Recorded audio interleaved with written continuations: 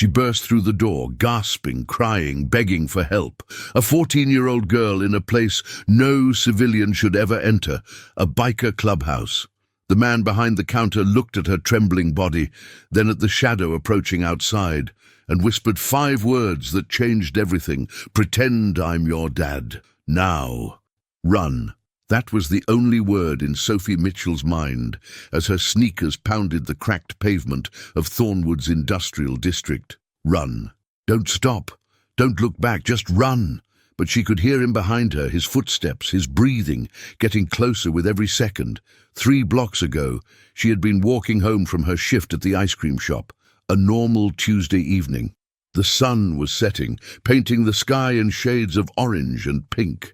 She had her earbuds in, listening to music, thinking about the history test she had tomorrow. Then the white van had slowed beside her. At first, she ignored it, kept walking, but the van followed, and when she glanced over, the driver smiled at her, a cold, hungry smile that made her stomach turn to ice. She walked faster. The van sped up. She turned down a side street. The van followed. Then it stopped, and the man got out. Sophie ran. She was 14 years old, a freshman at Thornwood High, 5'2" and barely 100 pounds. The man chasing her was at least 6 feet tall, muscular, with dead eyes that promised terrible things. She had screamed for help twice. A woman walking her dog had looked up, seen the man chasing a teenage girl, and quickly crossed to the other side of the street. A man in a business suit had pretended not to hear, walking faster toward his car. Nobody helped. Nobody ever helped. Her lungs were burning. Her legs were giving out. She had maybe 30 seconds before he caught her. Then she saw it. A building with motorcycles parked outside, lights on inside, a sign that read, "Iron Reapers MC, members only." Sophie knew what that meant. Everyone in Thornwood knew. The Iron Reapers were the local motorcycle club, dangerous men with tattoos and criminal records. The kind of men parents warned their daughters to stay away from, but the man behind her was worse. She knew it in her bones. She burst through the door.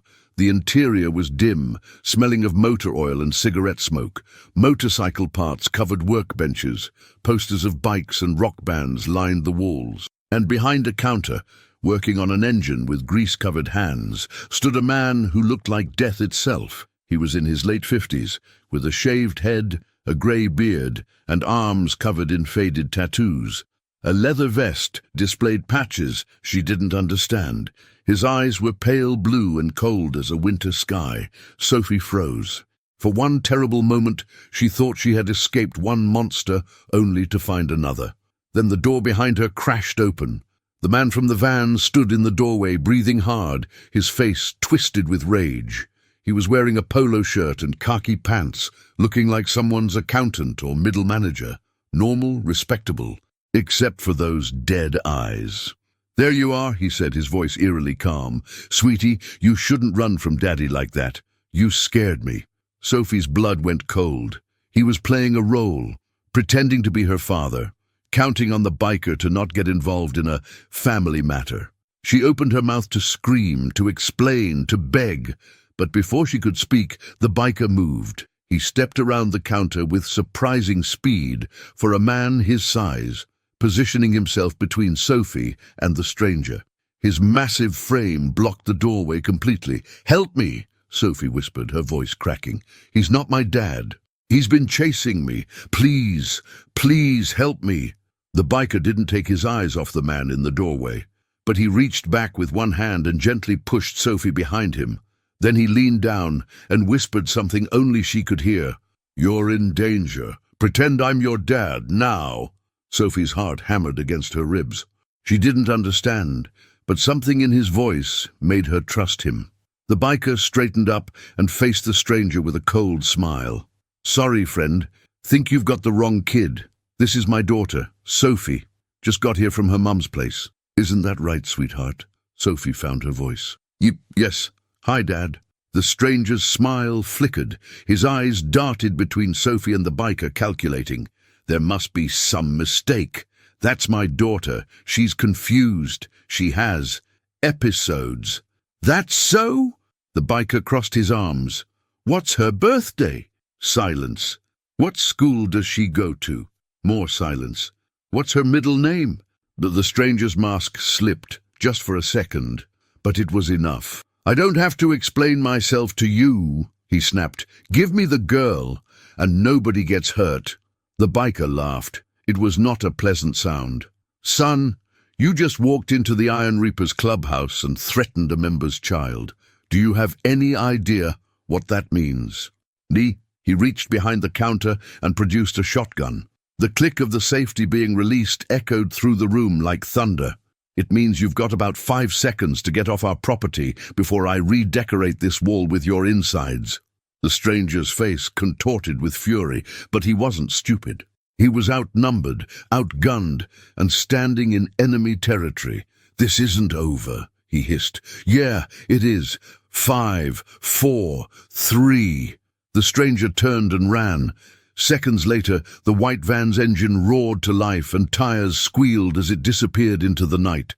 The biker lowered the shotgun. Then he turned to Sophie, and his entire demeanor changed. The cold killer vanished, replaced by something almost gentle. You okay, kid? Sophie burst into tears. She couldn't help it. The fear, the adrenaline, the overwhelming relief crashed over her like a wave. She stood there sobbing, while a man she'd been taught to fear handed her a clean shop rag to wipe her face. I'm Jack, he said quietly. Jack Dawson. Most people call me Reaper. What's your real name, sweetheart? Sophie. Sophie Mitchell. I was walking home from work and he started following me, and nobody would help and I didn't know where to go. You did good coming here. Real good. Jack pulled out his phone. I'm going to call some of my brothers, and we're going to figure out who that bastard is. But first, he looked at her with those pale blue eyes, and Sophie saw something she hadn't expected. Pain. Old deep pain that had never fully healed. First, I need you to tell me everything, from the beginning. Can you do that? Sophie nodded. She didn't know it yet, but walking through that door had just changed both their lives forever. And somewhere in the darkness outside, the man in the white van was making a phone call of his own. We have a problem. She got away, found shelter with the Iron Reapers. The voice on the other end was cold as ice. Then, we'll have to handle the Iron Reapers too.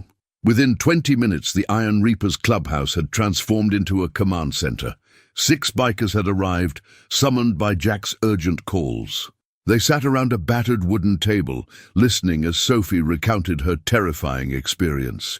She told them about the white van, the chase, the man with dead eyes.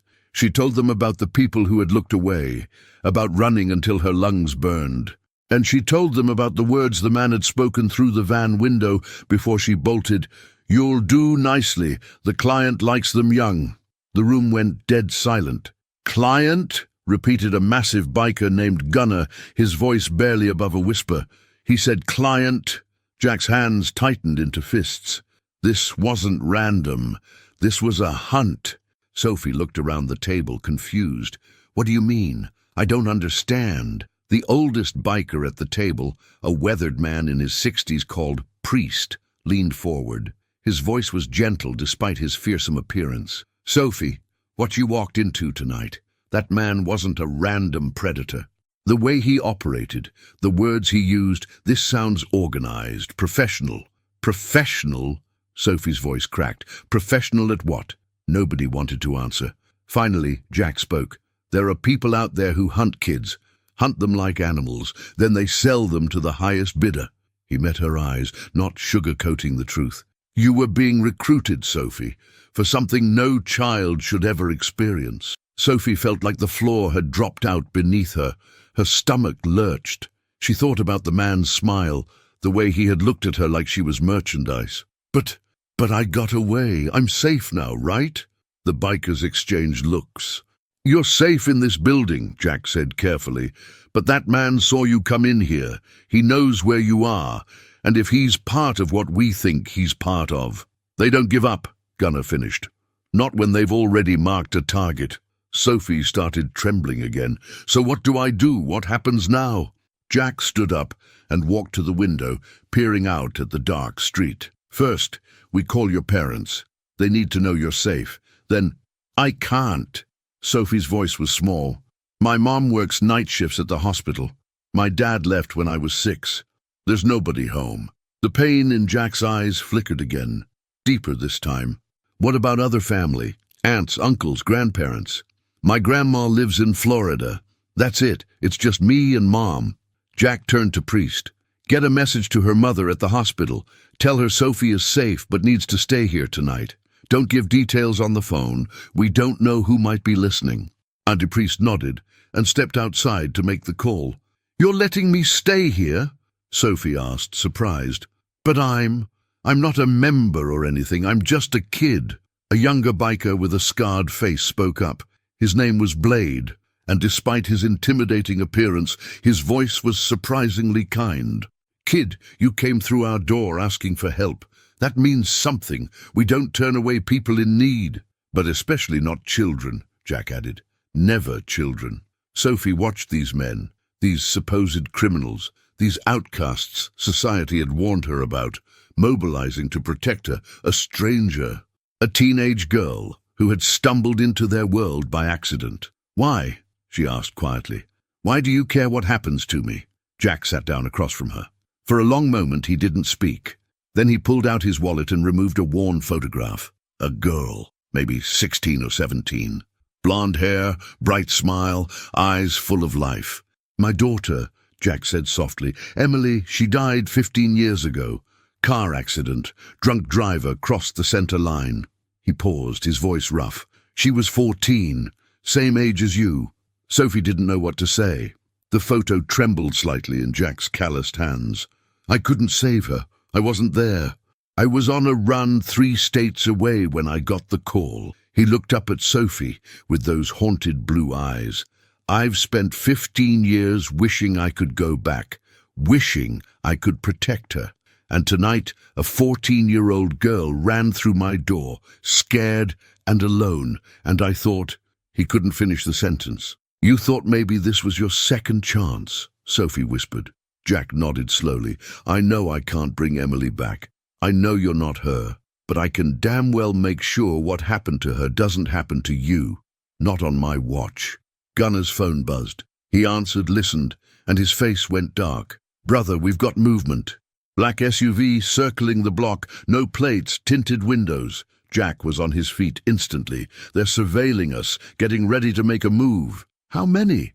Just the one vehicle, but that doesn't mean anything. Could be a scout. Jack grabbed his shotgun. Lock this place down. Nobody in or out without my say-so. Blade, get Sophie to the back room, the one with the reinforced door.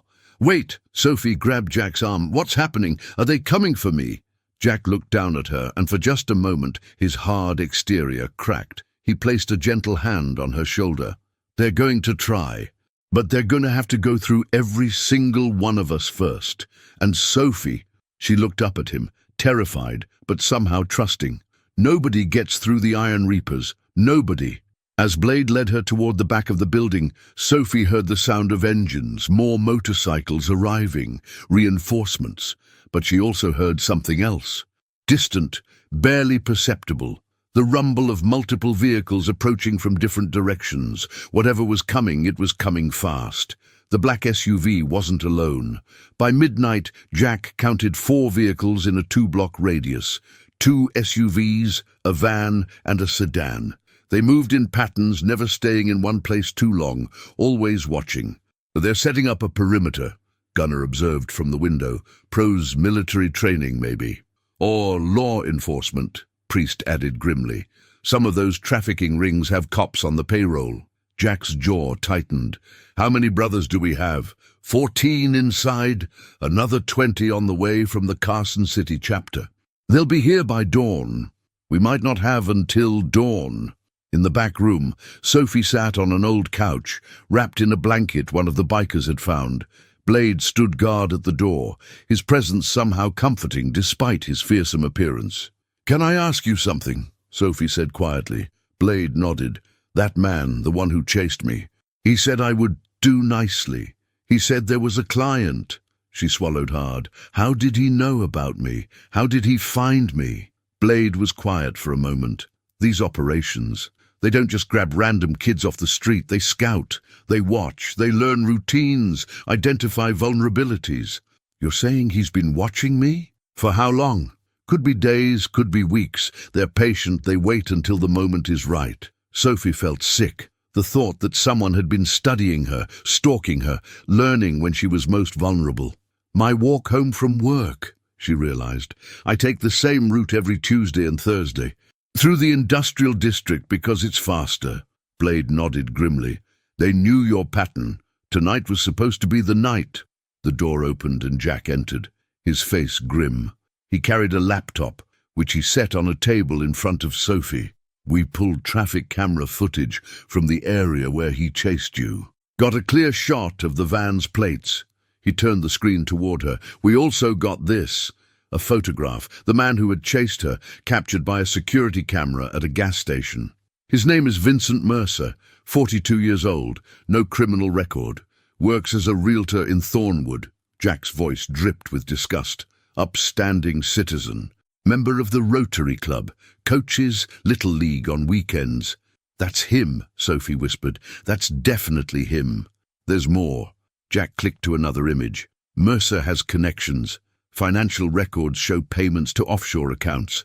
Communication logs we obtained show he's been in contact with someone called the Broker. The Broker? Priest stepped forward. A ghost. Nobody knows his real name or face, but in certain circles he's infamous. He runs an auction network. Kids from across the country, sold to the highest bidder. Sophie's hands shook. An auction? Like property? Exactly like property. Jack's voice was steel. And Mercer was supposed to deliver you to him. You were already assigned a lot number, Sophie. They had a buyer lined up. The room spun. Sophie thought she might faint. But I got away, she managed. I ruined their plan. You did more than that. Jack sat down beside her. You exposed them. They don't know how much you saw, how much you know, and now you're in the one place they can't easily reach. So they'll what? Just give up? Jack shook his head slowly. No, they'll escalate. That's why they're surrounding us. They're going to try to take you by force. But why? Why risk attacking a motorcycle club? Can't they just find another victim? The silence that followed was heavy. Finally, Jack spoke. Because you saw Mercer's face, you can identify him. And more importantly, he pulled up another image on the laptop. Sophie's blood ran cold. It was a photograph of her, taken from a distance, through what looked like a telephoto lens. She was walking out of school laughing with a friend. They'd been building a file on you for months, Jack explained. You weren't a random target, Sophie. You were specifically requested. Someone out there wanted you specifically, and they paid a lot of money for the privilege. Sophie stared at her own image, feeling violated in a way she couldn't describe. Who? She whispered. Who would do that? Jack clicked one more time. A new image appeared. A man in an expensive suit, standing at a podium, shaking hands with the mayor of Thornwood. His name is Harrison Wells, billionaire, philanthropist, owns half the businesses in this county. Jack's voice was cold as death. He also happens to be the broker, and you, Sophie, were supposed to be his personal acquisition. Sophie looked at the photograph, at the smiling, respectable face of a monster. He's coming for me, isn't he? He's going to try. Jack stood, his hand resting briefly on her shoulder. But he made one mistake. He sent his people after you in our territory, and the Iron Reapers protect their own. But I'm not one of you. Jack looked down at her with something fierce and protective burning in his eyes. You are now. Outside, the rumble of engines grew louder. The Iron Reapers were gathering, and somewhere in the darkness, Harrison Wells was about to learn that some prey came with protectors. The battle for Sophie Mitchell was about to begin. The attack came at 3 a.m. Sophie was dozing on the couch when the first explosion shattered the front windows. Glass flew everywhere. Smoke grenades followed, filling the room with thick white clouds. Contact! Multiple hostiles! Gunner's voice roared through the chaos. Jack grabbed Sophie and pulled her down behind an overturned table. Stay low! Don't move! Gunfire erupted from all directions. The Iron Reapers returned fire, their shots disciplined despite the confusion. Sophie covered her ears, her heart pounding so hard she thought it might explode. Through the smoke she saw shadows moving, men in tactical gear, faces covered, moving like soldiers. These weren't street thugs. These were professionals. "They're breaching the back!" Blade shouted. Jack made a split-second decision. "Priest Gunner, hold the front. Blade, with me. We're getting Sophie out through the tunnel." "Tunnel?" Sophie didn't have time to ask. Jack pulled her to her feet and half-carried her toward the back of the building. Blade covered their retreat, his weapon barking at anyone who got too close. They reached a storage room filled with motorcycle parts. Jack kicked aside a heavy floor mat, revealing a trapdoor. "Old Prohibition tunnel," he explained, yanking it open. "Leads to the warehouse 3 blocks east. Go." Sophie descended into darkness, Jack right behind her. Blade stayed at the top, still firing. "Go, brother, I'll hold them!" "Blade, go!" Jack grabbed Sophie's hand and ran. The tunnel was narrow, damp, barely lit by emergency lights. Their footsteps echoed off concrete walls. Behind them, Sophie heard Blade's gunfire suddenly stop, then a single shot, then silence. Jack's grip on her hand tightened, but he didn't slow down. They emerged in a dusty warehouse filled with abandoned machinery. Jack led her to a corner where a motorcycle waited, covered by a tarp. "Emergency bike," he explained, throwing off the cover. "Always keep one stashed." He climbed on and pulled Sophie up behind him. "Hold tight. Don't let go no matter what."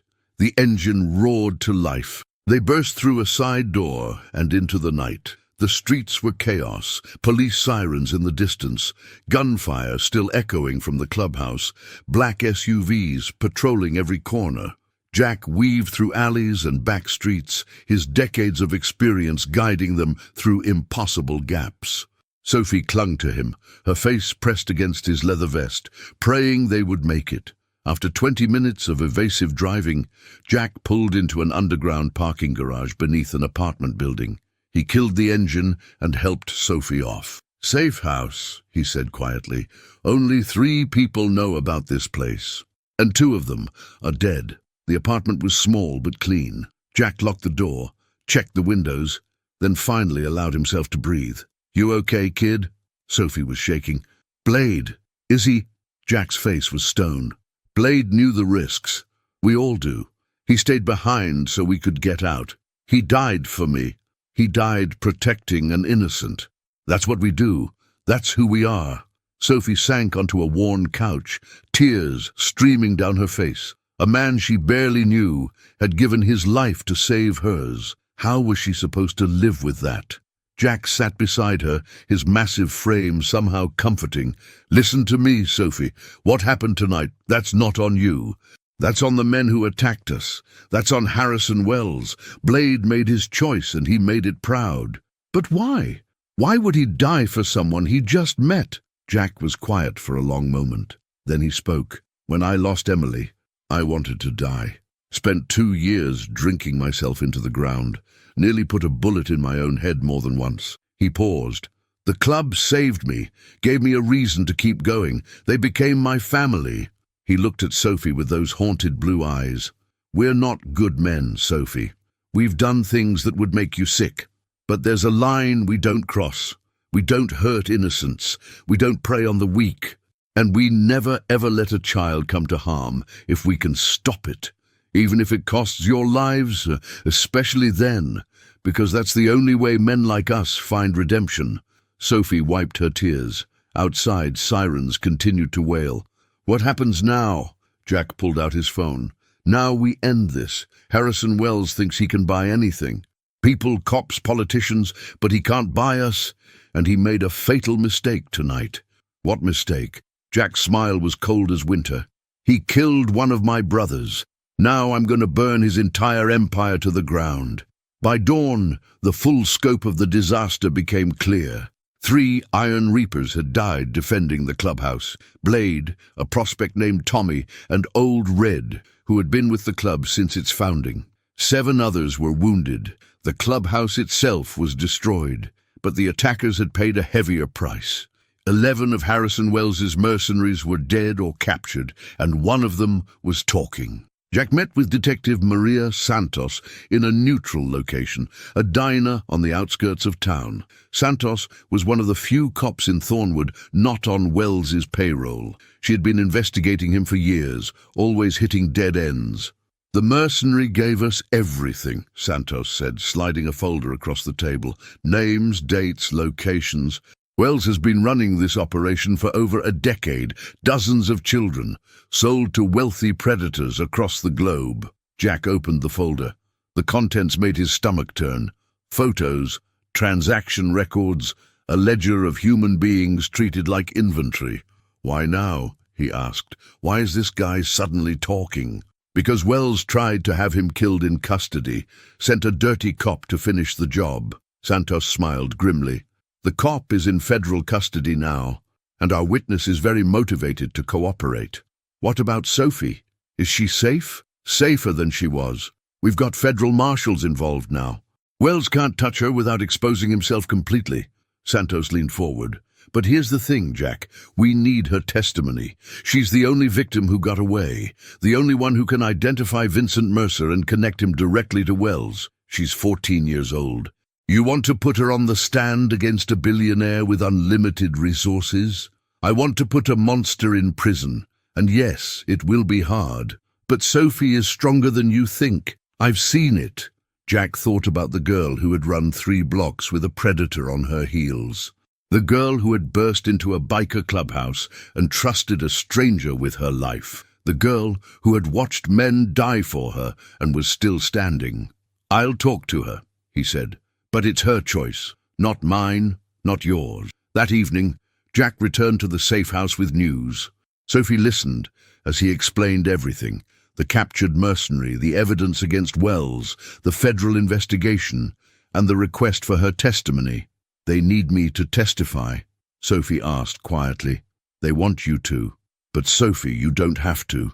We can keep you hidden, get you out of the state, give you a new identity. Wells will eventually go down with or without your testimony, but it would be faster with me." "Yes." Sophie was quiet for a long time. She walked to the window and looked out at the city lights. "Blade died for me. Tommy and Red died for me.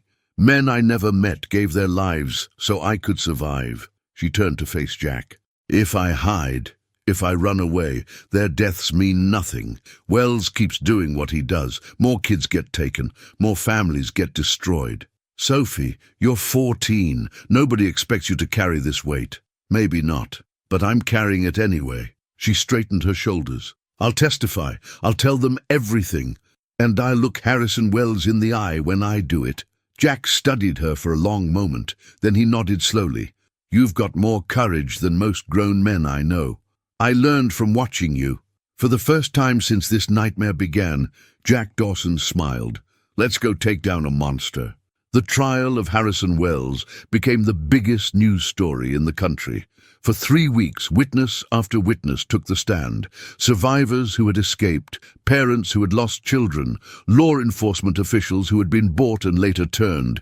The evidence was overwhelming, damning, impossible to deny. But the moment everyone waited for came on the trial's final day. Sophie Mitchell took the stand. The courtroom was packed. Reporters filled every seat. Camera crews lined the walls. And in the defendant's chair, Harrison Wells sat in his expensive suit, his face a mask of arrogant confidence. He had beaten charges before. He had destroyed witnesses before. He believed he would do it again. Sophie walked to the witness stand with her head high. She wore a simple blue dress, her hair pulled back, looking every bit the innocent child she was. But her eyes told a different story. Those eyes had seen monsters, and they were not afraid. "Miss Mitchell," the prosecutor began, "can you tell the court what happened on the evening of October 15th? Sophie described everything: the white van, the chase, the man with dead eyes, running until she couldn't breathe, finding refuge with the Iron Reapers. And when you entered the motorcycle club, what happened next? A man named Jack Dawson protected me. He pretended to be my father, to confuse my attacker. Then he and his club kept me safe, while the men who wanted to take me tried to kill us all. Objection, Wells's lawyer interrupted. The witness is characterizing. Overruled. Continue, Miss Mitchell. Sophie looked directly at Harrison Wells for the first time. He met her gaze with cold contempt. I know who you are, Sophie said quietly, her voice carrying through the silent courtroom. You're the man who bought me. You paid for me like I was a piece of furniture. You were going to do terrible things to me. And you've done terrible things to so many others. Miss Mitchell, the prosecutor tried to redirect, but Sophie wasn't finished. You think you're powerful. You think money makes you untouchable. But you made a mistake. You sent your people after me, in a place where real men were watching. Men with honor, men with courage. Men who would die before they let you hurt a child. She stood up in the witness box, her small frame somehow commanding the entire room. 3 of those men are dead now, because of you, and I'm going to make sure their sacrifice meant something. I'm going to make sure you never hurt anyone ever again. The courtroom erupted. The judge banged his gavel. Wells's lawyers shouted objections, but none of it mattered. The jury deliberated for less than 4 hours.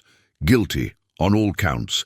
Harrison Wells was sentenced to life in prison without parole. Vincent Mercer received 40 years. 17 other members of the trafficking network were arrested across 6 states. It was over.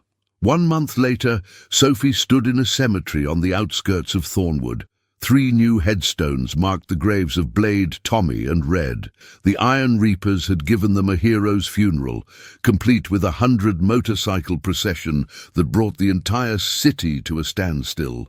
Jack stood beside her, his arm around her shoulders.